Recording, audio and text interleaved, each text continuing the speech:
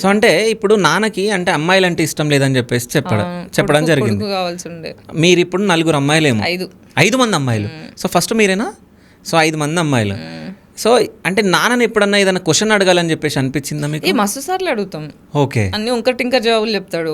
సరే, నాన్నని మీరు ఎక్కువగా అడిగిన 2 క్వశ్చన్లు చెప్పండి. అంటే మీకు గుర్తున్న క్వశ్చన్స్ ఏమేమి అడిగారు నాన్నని?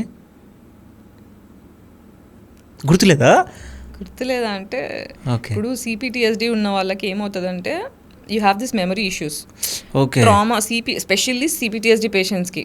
నౌ దట్ నేను లాస్ట్ ఇయర్ మొత్తం సైకాలజీ చదువుకున్నా కాబట్టి నా గురించి నేను క్లియర్గా తెలుసుకున్నాను కాబట్టి I'm able to articulate this. Okay.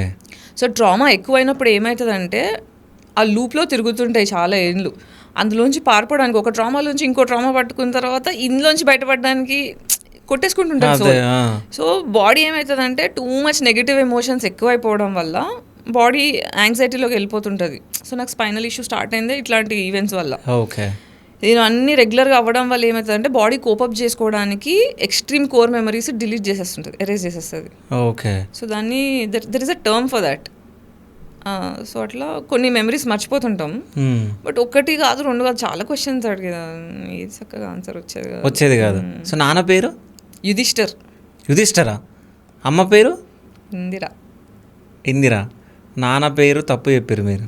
తప్పు ఎందుకు చెప్తా, ఏం అవసరం తప్పు చెప్పడానికి? అవునా?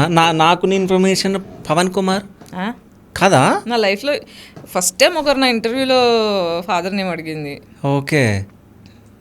సో నేను పవన్ కుమార్ అన్నట్టు నేను ఎక్కడో విన్నా, సో అనుకున్నా. ఓకే. అంటే